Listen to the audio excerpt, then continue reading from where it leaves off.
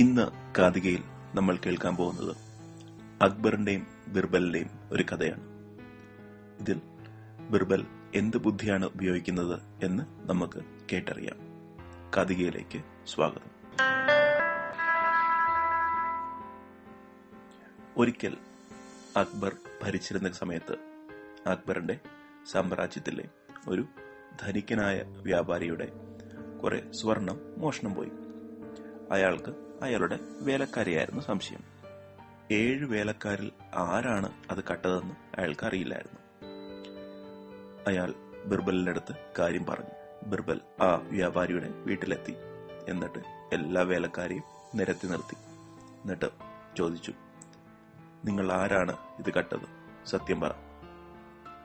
ആരും ഒന്നും മിണ്ടിയില്ല. ബിർബലിന് മനസ്സിലായി, നേരിട്ട് ചോദിക്കുകയാണെങ്കിൽ ആരും ഉത്തരം പറയാൻ പോകുന്നില്ല. കുറച്ചു നേരം ആലോചിച്ച ശേഷം ബിർബൽ എല്ലാവർക്കും ഓരോ വടി കൊടുത്തു. എന്നിട്ട് പറഞ്ഞു, നാളെ നിങ്ങൾ ഈ വടിയുമായി തിരിച്ചു വരണം. ശരിക്കുള്ള കള്ളന്റെ വടി 2 ഇഞ്ച് നാളെ നീളം കൂടും. അതായത് ശരിക്കുള്ള കള്ളന്റെ വടിക്ക് കുറച്ച് നീളം നാളെ തന്നെ കൂടും.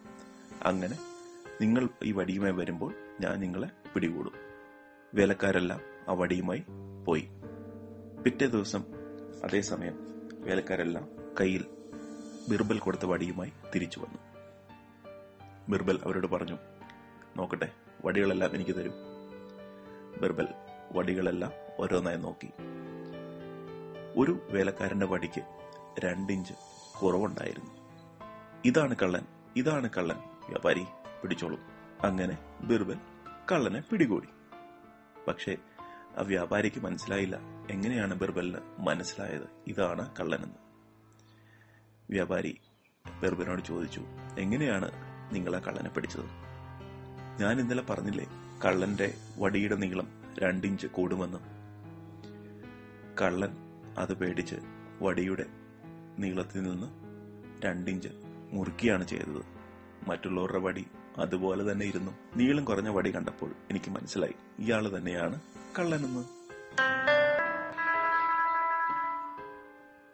കൂട്ടുകാർക്ക് ബിർബലിന്റെ ബുദ്ധി മനസ്സിലായോ? അക്ബർ ബിർബൽ കഥകളുമായി കാതിക വീണ്ടും വരുന്നതാണ്.